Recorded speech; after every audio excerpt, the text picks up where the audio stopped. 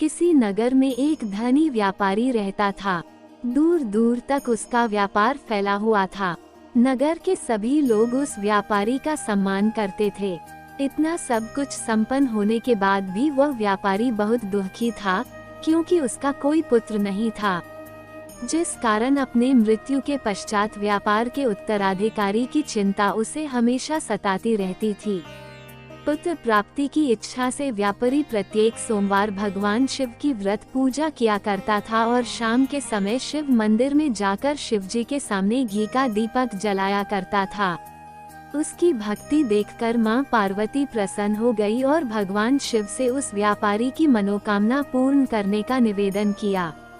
भगवान शिव बोले, इस संसार में सबको उसके कर्म के अनुसार फल की प्राप्ति होती है। जो प्राणी जैसा कर्म करते हैं, उन्हें वैसा ही फल प्राप्त होता है। शिवजी द्वारा समझाने के बावजूद मां पार्वती नहीं मानी और उस व्यापारी की मनोकामना पूर्ति हेतु वे शिवजी से बार बार अनुरोध करती रही। अंततः माता के आग्रह को देखकर भगवान भोलेनाथ को उस व्यापारी को पुत्र प्राप्ति का वरदान देना पड़ा। वरदान देने के पश्चात भोलेनाथ मां पार्वती से बोले, आपके आग्रह पर मैंने पुत्र प्राप्ति का वरदान तो दे दिया, परंतु इसका ये पुत्र 16 वर्ष से अधिक समय तक जीवित नहीं रहेगा।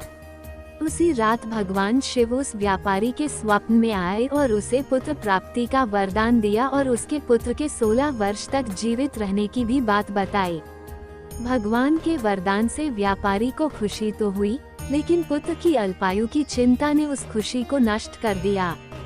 व्यापारी पहले की तरह सोमवार के दिन भगवान शिव का विधिवत व्रत करता रहा। कुछ महीनों के बाद उसके घर एक अति सुंदर बालक ने जन्म लिया और घर में खुशियां ही खुशियां भर गई। बहुत धूमधाम से पुत्र जन्म का समारोह मनाया गया, परंतु व्यापारी को पुत्र जन्म की अधिक खुशी नहीं हुई, क्योंकि उसे पुत्र की अल्पायु के रहस्य का पता था। जब पुत्र 12 वर्ष का हुआ तो व्यापारी ने उसे उसके मामा के साथ पढ़ने के लिए वाराणसी भेज दिया। लड़का अपने मामा के साथ शिक्षा प्राप्ति हेतु चल दिया।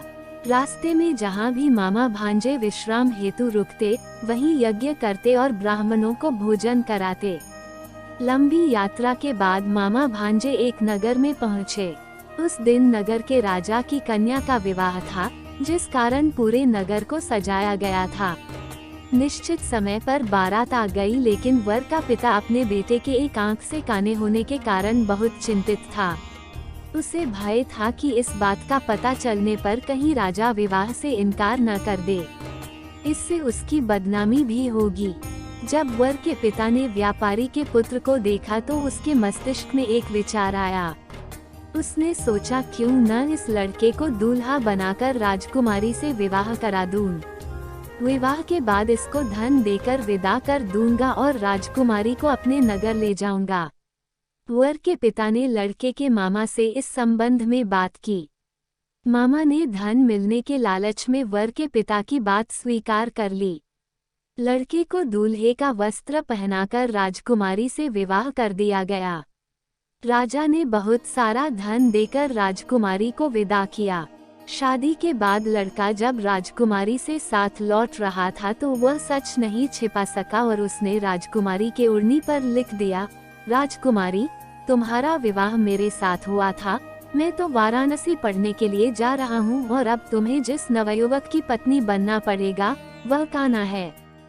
जब राजकुमारी ने अपनी ओढ़नी पर लिखा हुआ पढ़ा तो उसने काने लड़के के साथ जाने से इनकार कर दिया। राजा को जब ये सब बातें पता लगी तो उसने राजकुमारी को महल में ही रख लिया। उधर लड़का अपने मामा के साथ वाराणसी पहुंच गया और गुरुकुल में पढ़ना शुरू कर दिया। जब उसकी आयु 16 वर्ष की हुई तो उसने यज्ञ किया। यज्ञ के समाप्ति पर ब्राह्मणों को भोजन कराया और खूब अन्न वस्त्र दान किए। रात को वह अपने शयन कक्ष में सो गया। शिव के वरदान के अनुसार शयनावस्था में ही उसके प्राण पखेरु उड़ गए। सूर्योदय पर मामा मृत भांजे को देखकर रोने पीटने लगा। आसपास के लोग भी एकत्र होकर दुख प्रकट करने लगे। लड़के के मामा के रोने विलाप करने के स्वर समीप से गुजरते हुए भगवान शिव और माता पार्वती जी ने भी सुने। माता पार्वती ने भगवान से कहा, प्राणनाथ, मुझे इसके रोने के स्वर सहन नहीं हो रहे। आप इस व्यक्ति के कष्ट को अवश्य दूर करें। भगवान शिव ने माता पार्वती के साथ अदृश्य रूप में समीप जाकर देखा तो भोलेनाथ माता पार्वती से बोले, ये तो उसी व्यापारी का पुत्र है जिसे मैंने 16 वर्ष की आयु का वरदान दिया था। इसकी आयु पूरी हो गई है। माँ पार्वती ने फिर भगवान शिव से निवेदन कर उस बालक को जीवन देने का आग्रह किया। माता पार्वती के आग्रह पर भगवान शिव ने उस लड़के को जीवित होने का वरदान दिया और कुछ ही पल में वह जीवित होकर उठ बैठा। शिक्षा समाप्त करके लड़का मामा के साथ अपने नगर की ओर चल दिया। दोनों चलते हुए उसी नगर में पहुँचे जहाँ उसका विवाह हुआ था। उस नगर में भी यज्ञ का आयोजन किया। समीप से गुजरते हुए नगर के राजा ने यज्ञ का आयोजन देखा और उसने तुरंत ही लड़के और उसके मामा को पहचान लिया। यज्ञ के समाप्त होने पर राजा मामा और लड़के को महल में ले गया और कुछ दिन उन्हें महल में रखकर बहुत सा धन, वस्त्र आदि देकर राजकुमारी के साथ विदा कर दिया।